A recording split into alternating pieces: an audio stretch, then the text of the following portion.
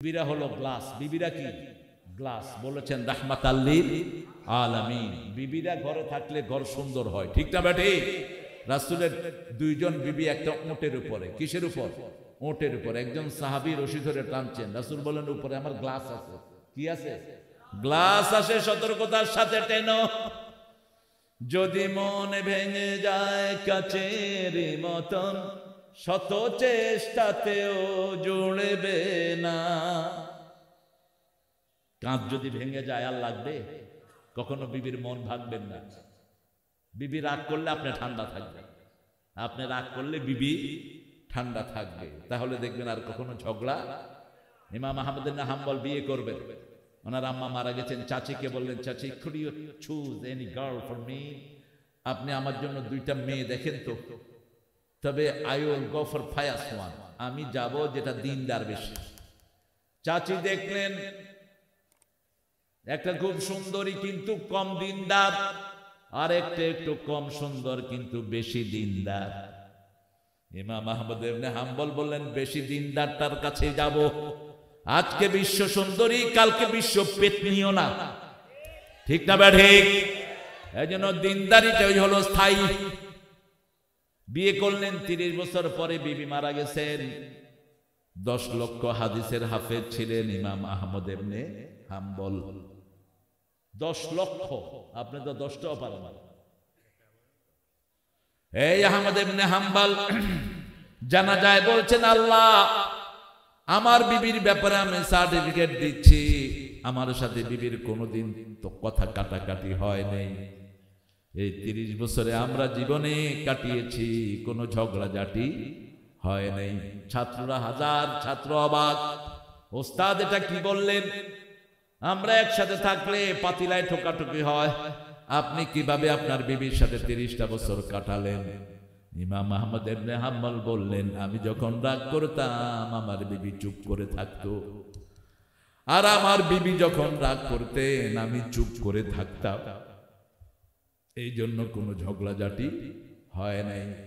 রাসূল বলছেন, যেই স্বামী বিবির জন্য দোয়া করে ওই বিবি জান্নাতি।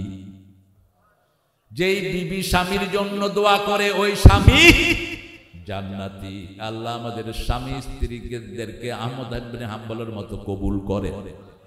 আমাদের বিবিদেরকে কখনো রাগের চোখে দেখবেন না, মায়েদেরকে আদরের চোখে দেখবেন।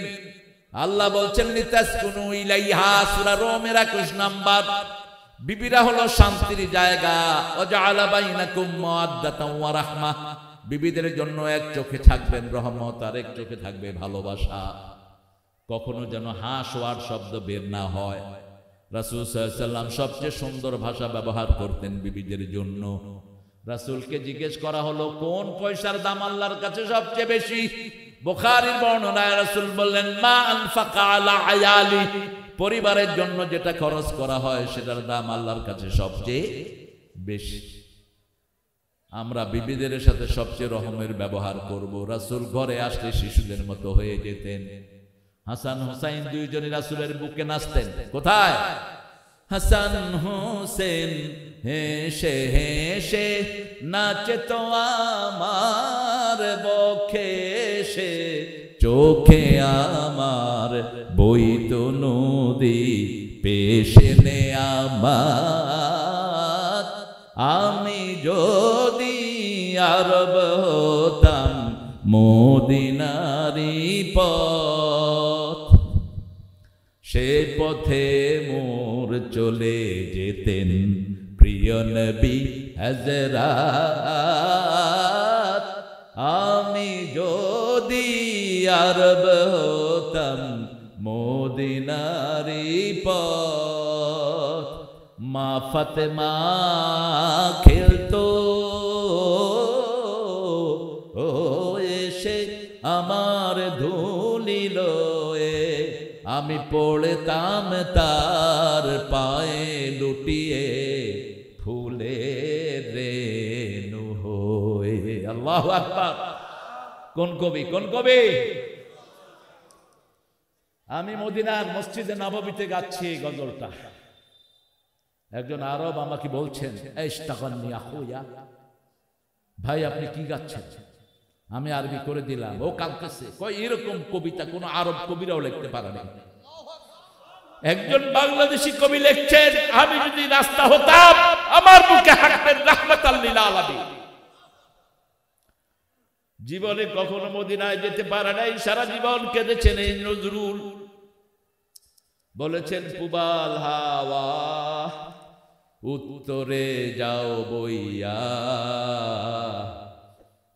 যাও রে বইয়া এই গরিবের সালাম খানি লইয়া। কত ভাবে রাসূলকে তিনি কুন্ডিশ করেছেন, রাসূলকে সম্মান দেখিয়েছেন। আল্লাহ এই কবিকে মাফ করে দেন। হাসান হোসেন রাসূলের বক্ষে নাচতেন, বুকে নাচতেন। তাবারিতে একটা ঘটনা এসেছে, রাসূল এসে বলতেন, হাসান তাআলে, হুসাইন তাআলে, আসো নাতিরা আমার বুকে আসো। রাসূলের মতো উস্তাদ পাওয়ার কারণে দুইজনই জান্নাতের ইমাম হয়ে গেছে। রাসূল বলতেন, হাসান হুসাইন আমার সুঘ্রাণ। দুইজনের গন্ধ নিতেন রাহমাতাল লিল শাম্মাহু ওয়া কাব্বালাহু। শাম্মুন সুম্মুন থেকে ঘ্রাণ, রাসূল বাচ্চাদের ঘ্রাণ নিতেন। কোন বাচ্চা রাসূলের বুকে উঠলে রাসূল তার সাথে এরকম নাক মিলাতেন আর ঘ্রাণ নিতেন। হাসান হুসাইনের থেকে স্পেশাল ঘ্রাণ নিতেন আর বলতেন, রাইহানাতুল জান্নাহ, দুটেই হলো জান্নাতের খুশবু, জান্নাতের আতর। এইজন্য ইয়াজিদ যখন হুসাইন রাদিয়াল্লাহু আনহুর ঠোঁটে লাঠি লাগিয়ে ঘাটছিল, একজন সাহাবী দাঁড়ালেন, এই বেয়াদব লাঠি নামা। এই জায়গাতে দেখেছি রহমাতুল লিল আলামিন বহু চুমু খেয়েছে। লাঠি সরা। কোন খুনির পরিণতি ভালো হয় না। রাসূলের কলিজার দুই টুকরা হাসান হুসাইন, তাবারিতে ঘটনা এসেছে। হুসাইন বুকে বসলেন, বললেন, নানা বলেন তো কে বড়? রাসূল বলছেন, আমি বড়। সৃষ্টিতে আল্লাহর নবীর উপরে আর কেউ নাই। হাউজে কাউসার কাকে আল্লাহ দিবেন? কে জান্নাতের দুয়ার খুলবেন? কে পুলসিরাত পার করবেন? কে প্রথম সুপারিশ করবে? কে কিয়ামতে প্রথম কথা বলবে? রাসূল সাল্লাল্লাহু। এজন্য তিনি বলতেন, আমার কোনো গর্ব নাই। আনা সাইয়্যিদে বলদে আদম। সেই নবী বলছেন আমি বড়, হুসাইন বলছেন না আমি বড়। রাসূল বলছেন আমি বড়, নাতি বলছে না আমি বড়। কেমনে বড় হলা বলো? বলছে না না, আপনার মায়ের নাম বলেন। বলছে আমেনা। বলছে আমার মাকে চিনেন নাকি? খাতুনে জান্নাহ, জান্নাতের রমণী, এরকম মা তো আপনার নাই। রাসূল হুসাইনের চেহারায় তাকিয়ে আছেন। এবার বলছেন বাপের নাম বলেন। আব্দুল্লাহ, খালি আব্দুল্লাহ। তারিফু আবুয়া, আমার বাপকে চিনেন নাকি? আলী ইবনে আবি তালিব, জান্নাতুল ফেরদাউসের শ্রেষ্ঠ আমি। এরকম একজন আব্বা তো আপনি পান না। আপনার নানির নাম বলেন। রাসূল বললেন নানির নাম। এবার বলছেন আমার নানিকে চিনেন নাকি? যাকে আল্লাহ নিজে সালাম দিতেন, যিনি মহিলাদের মধ্যে প্রথম জান্নাতে ঢুকবেন।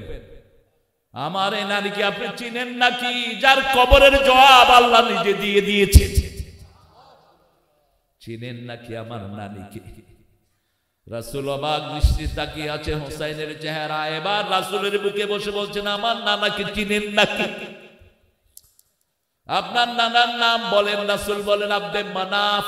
এবার বলেন আমার নানাকে চিনেন নাকি? যার সুপারিশ ছাড়া কিয়ামত হবে না, যার সুপারিশ ছাড়া বিচার শুরু হবে না। মাকামে মাহমুদে যিনি সেজদায় পড়ে থাকবেন, প্রথম আল্লাহ যার সাথে কিয়ামতে কথা বলবেন, দো জাহানের সরদার সাইয়্যিদুল কাওনাইন রাহমাতাল লিল আলামিন। এরকম একজন নানা আপনি পান নাই। হুসাইনকে টেনে ধরলেন বুকের দিকে আর বললেন, নানা সত্যি তুমি আজকে আমার থেকে অনেক বড় হয়ে গেছো। আমরা যেন শিশুদেরকে বড় করে দেই, তাহলে আমাদেরকে বড় করে দিবেন কে? শিশুরা আমাদের অলংকার। এই যে মাহফিলগুলো করছেন সব শিশু, দেখেন এই যে ছোট্ট ছোট মাহফিলগুলো বেশি করবেন। আজকে আমাদের শিশুদেরকে ধ্বংস করে দেয়া হয়েছে। আমাদের শিশুরা স্কুলে কোনো কোরআন পায় না, আর আমাদের যারা কোরআন পড়ায় তারা 3 বেলা ঠিক মতো ভাতও খেতে পায় না। হেফজ খানাগুলো উস্তাদগুলো চেহারা দেখলে মনে হয় সারা পৃথিবীর টাকাগুলো এনে এদেরকে দিয়ে দিই। 30,000 কোটি টাকা ডক্টর ইউনূস এনেছেন। বহিরের যে টাকাগুলো আমাদের লুট হয়েছে, আমি বলেছি সবগুলো হেফজখানায় দিয়ে দাও, হেফজখানায় দিয়ে দাও। 35,000 হেফজখানা, কত কষ্ট করে উস্তাদেরা চলে। এই হেফজখানাগুলো না হলে মসজিদগুলো বন্ধ হয়ে যেত, ঠিক না বেঠিক? আর হেফজখানার কারণে সারা পৃথিবীতে ফার্স্ট হচ্ছে কোরআনে কোন দেশ? আরো জোরে বলেন, কোন দেশ সারা পৃথিবী থেকে কম্পিউটার সায়েন্সে পুরস্কার নিয়ে আসতেছে? বাংলাদেশ। এই দেশের ছেলেদের ব্রেনের মতো ব্রেন কারো এদেশে হাফেজে বুখারী আছে না নাই? হাফেজে কোরআন কত লক্ষ? এখন 23 লক্ষ হাফেজে কোরআন বাংলাদেশ। আরো আসতে কর না সুবহানাল্লাহ। আমার প্রাইমারি স্কুলে যদি কোরআন ঢুকিয়ে দেয়া হতো, প্রাইমারি স্কুলের ছেলেরা হাফেজদের থেকে আগে হাফেজ হয়ে যেত।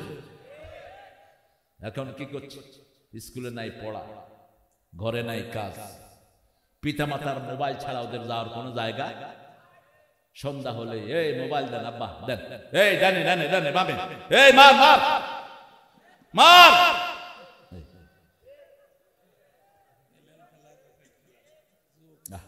আঙ্গুলো শেষ, চোখও শেষ, হাটও শেষ। আর হেফজখানায় যারা পড়ে আঙ্গুলো সুন্দর, চোখও সুন্দর, শরীরও সুন্দর, দেখলেই মনে হয় কোন এক জায়গায় বিশেষ করে লালন পালন করে হেফজখানার পোলাপান নিয়ে আসছে। কি নাদুস নুদুস, খাওয়া ভালো। আমার একটা এতিমখানা ছিল, গত সরকার এটারে পোড়া দিচ্ছে। 100 এতিম ছিল, 100 কেজি চাল খাইতো ডেইলি। সবগুলো রিটায়ার্ড অফিসার, কারণ ওদের তো আর কোনো খাওয়া নাই। 3 বেলায় ভাত, 3 বেলা কি, আর ভাতের উপরে কোনো খাওয়া নাই। ভাত যদি পানি ভাত খাইতে পারেন, আপনার চেয়ে শ্রেষ্ঠ আর কে হবে? হার্ট ভালো, লিভার ভালো, ক্যালোরি ভালো, এই জন্য ভাতে মাসে। হ্যাঁ, এখন কি জেনেদার লোকেরা তো ভাত খায় কম, কি খায় বেশি? ভাতই খায়, খাতি খাতি। 100 নম্বর সূরা আজকে পড়বো, আল্লাহ তৌফিক দেন। পড়েন ওয়াল আদিয়াহ, পড়েন ওয়াল আদিয়াত দাবাহা ফাল মুরিয়াত কদহা ফাল মুগীরাত সুবহা ফাআসারনা বিহি নাকআ ফাওয়াসাতনা বিহি জামআ ইন্নাল ইনসানা লিরাব্বিহি লাকানুদ ওয়া ইন্নাহু আলা যালিকা লাশাহীদ ওয়া ইন্নাহু লিহুব্বিল খায়রি লাশাদীদ أفلا يعلم إذا بعثر ما في القبور وحصل ما في الصدور إن ربهم بهم يومئذ لخبير। কি অসাধারণ কথা! কোরআন যে আল্লাহর কালাম, পড়লেই টের পাওয়া যায়, ঠিক কি না? আল্লাহ ছাড়া এমন কথা বলার ক্ষমতা কারো? এই মুআজের হাত ধরলেন রাহমাতাল লিল, হাত ধরে বললেন মুআজ আদুল্লুকা আযামু সূরা মিনাল কোরআন, তোমাকে কোরআনের সর্বশ্রেষ্ঠ সূরা আমি আজকে শিখিয়ে দেব। যদি জীবনটা ধন্য করতে চাও, মুআজের জীবনী পড়ো। একজন সাহাবীর জীবনী আমাদের জন্য শ্রেষ্ঠ জীবনী, ঠিক কি না? কোন সাহাবীকে যারা বিশুদ্ধার করে তাদের সাথে আমাদের কোনো সম্পর্ক। গত সরকারের আমলে আলেমের বইতে মুআবিয়া রাদিয়াল্লাহু নামের আগে ছিল সন্ত্রাসী মুআবিয়া।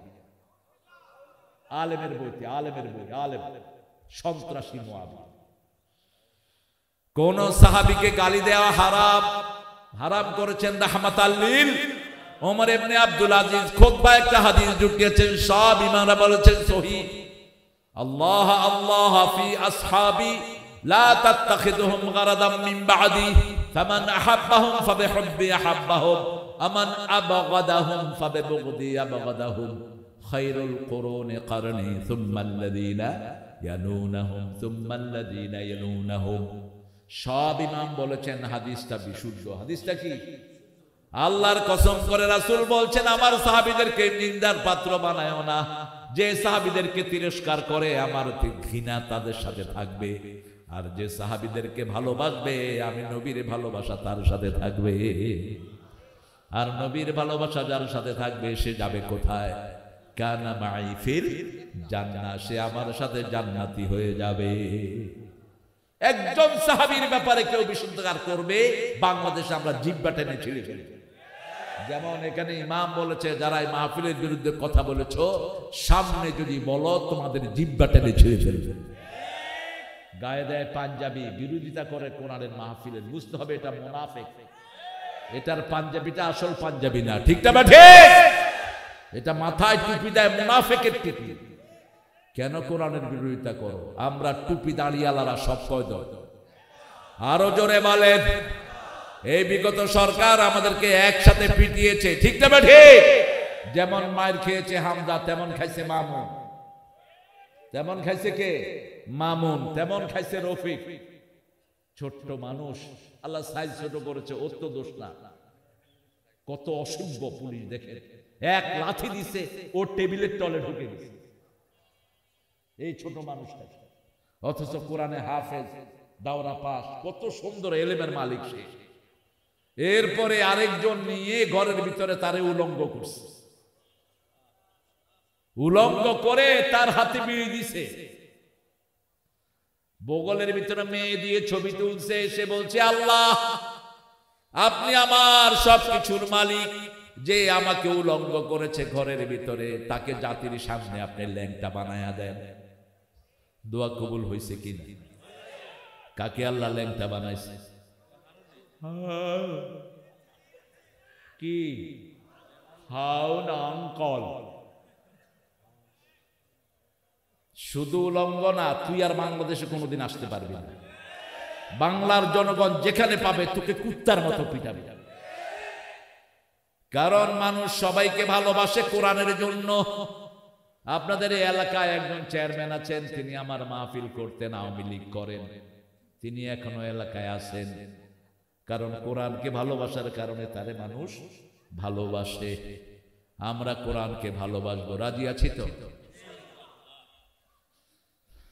ইন্নাল ইনসানা লিরাব্বিহি লাকানুজ, মানুষ হলো আল্লাহর ব্যাপারে সবচেয়ে কৃপণ, সবচেয়ে অশকর। কানুদ মানে হলো মুখ ফিরায় নেয়, নাশকরি। কি নাশকরি করে? আল্লাহ এত কিছু দেয়, আল্লাহকে সেজদা দেয় না। এরকম লোকের সংখ্যা বেশি না কম? আজকে ফজর কয়জন পড়ছেন? হাতে গোনা ঠিক করা যাবে না। বহু হুজুরও আছে সুযোগ পাইলে নামাজ পড়ে না, ঠিক নাকি? আজান, আমি এক হুজুরের সাথে এক জায়গায় ওয়াজ করছি, নাম বলবো না। ফজর পড়লাম, ফজর পড়ে নাস্তা খাইতে বসলাম। হুজুর 8টায় উঠলেন। কইলাম, চাচা নামাজ? কয় যে এই ওয়াজ করছি 2 বছর নামাজ না পড়লো হইব।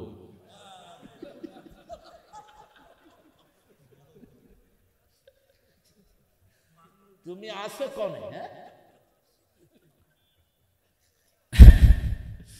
আল্লাহ আমাদেরকে হেফাজত করেন। আর আমার নবী দৈনিক 51 রাকাত শুধু নফল পড়তেন। কত রাকাত? 51 রাকাত। ফরজ পড়তেন 17 রাকাতে, 68 রাকাত নরমাল নামাজ পড়তেন রাহমাতাল লিল আলামিন। কি নামাজ!